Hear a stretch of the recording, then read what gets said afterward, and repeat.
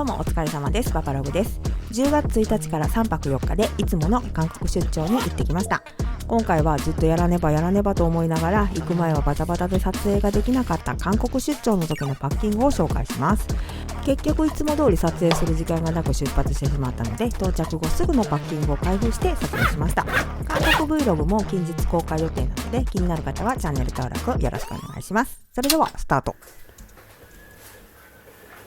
まず10年以上愛用しているスーツケースを紹介します。こちらは2013年に購入したリモアのユナイテッドアローズ別注のサルサ4輪の63リットルエクリュです。リモアといえばシルバーのアルミタイプにシールをベタベタ貼るのが生きってて憧れではあるんですが、パーツの仕入れとなると入れるものがかなり重たくなるので、スーツケース自体が重いと車輪がついてても持ち運びが大変だし、スーツケースのせいで重さオーバーになっちゃうのが一番のネックなので、本体が軽いサルサはまだまだ現役で使っています。 TSA ロックは鍵がないのに最初の設定でミスって開けられなくなったらどうしようと思って怖くて未だに設定していません。出発当日は準備が終わらず寝不足状態で朝5時に起きて京都駅から直通のリムジンバスに乗って関西空港へ向かいます。航空会社はいつも LCC のジンエアで往復で安い日程を狙って朝一の10時台のチケットを取って韓国へ向かいます。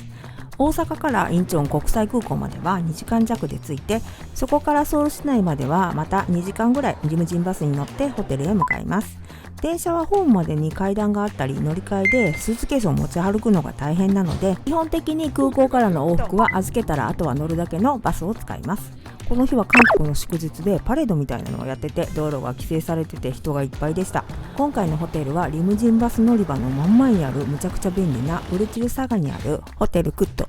以前泊まってすごい良かったので、今回安く泊まれたのでこちらにしました。なんと今回のホテルで視聴者さんと一緒でした。滞在中使うために一緒に持っていくのは軽くていっぱい入れられるステートオブエスケープのバッグです。機内持ち込み用としてパソコンや財布、パスポートを入れています。パスポートは正直裸で持ち歩いてたんですけども、たまたま楽天で見つけたこの富士山のケースが面白くて買っちゃいました。カバーだけって感じでカードが入れられるところが一つだけあります。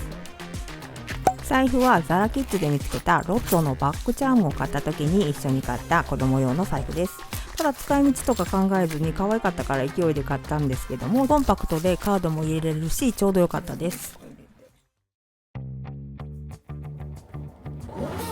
すみません、前置きがだいぶ長かったんですが、それでは韓国3泊4日のスーツケースの中身を紹介していきます。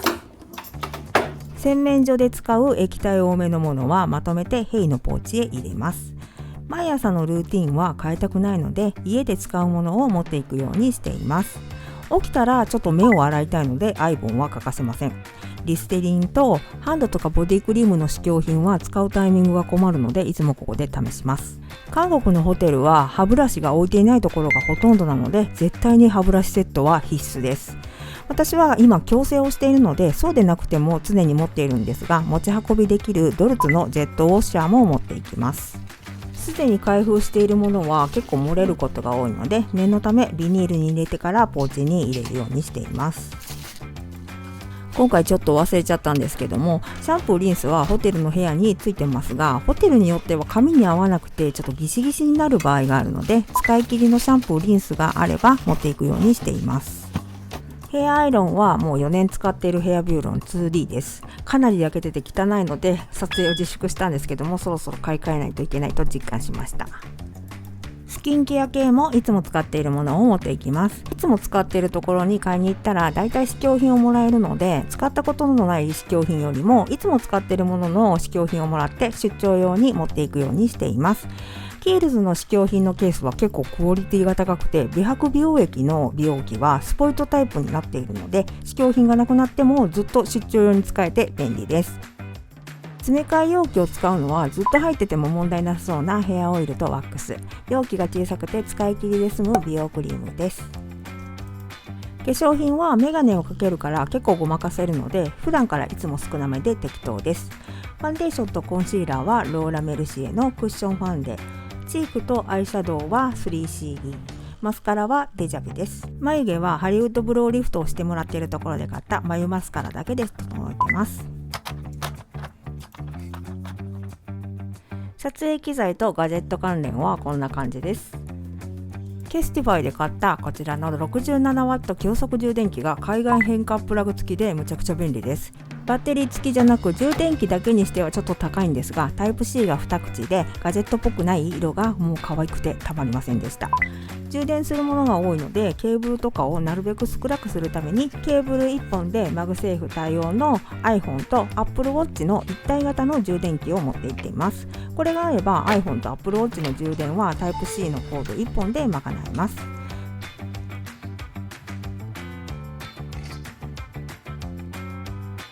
念のため韓国プラグはもう一つ持っていっています。AirPods Pro はまだライトニング端子なのでライトニングコードも1本持っていっています。今気づいた。ここで気づいたのですが、シャンプーリンスも忘れているのに絶対に忘れてはいけない MacBook Pro の電源ケーブルを忘れていることに気づきました。 Vlog 用のカメラは DJI Osmo Pocket 3 2のサンセットホワイトから買い替えました。小さくて軽いし手ぶれがないのでやっぱりこれが Vlog 撮影では最強です。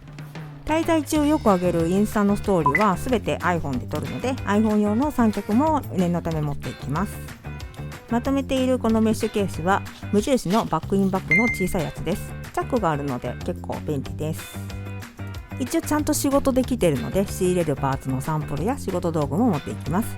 前日に在庫チェックをして何を買ったらいいかっていう作業がずっと撮影できなかった原因でもあります。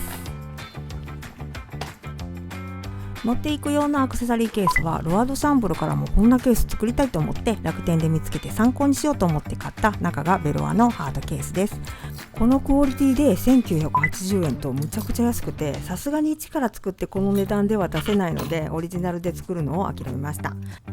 持病があるので薬関係は結構多めです。パーツを大量に買って重たい荷物を持ち歩くことも多いので湿布も必須です。ティッシュ何個かと除菌シートと IKEA のビニール袋も数枚持っていきます。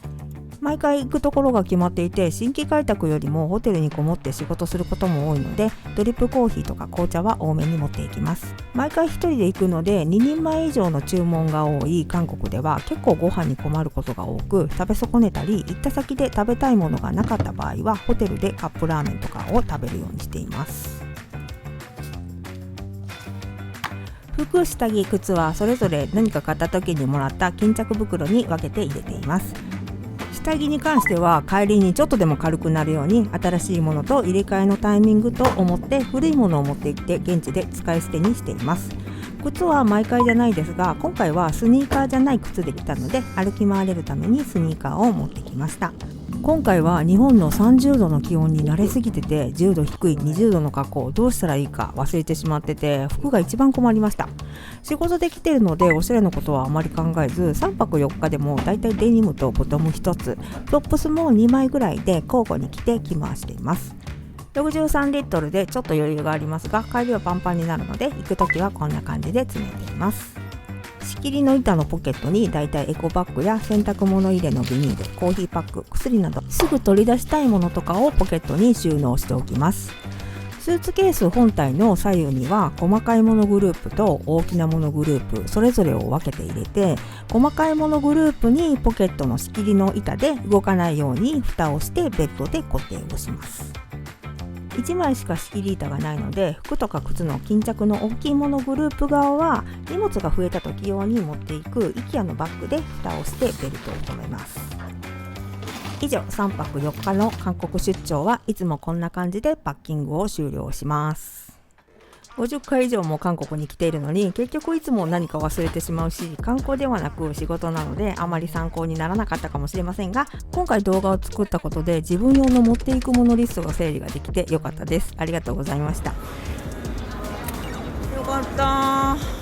また近日中にこの後の私の行きつけショップの韓国 Vlog を公開予定なので気になる方はチャンネル登録もよろしくお願いします。それではまた次回の動画でお会いしましょう。さようなら。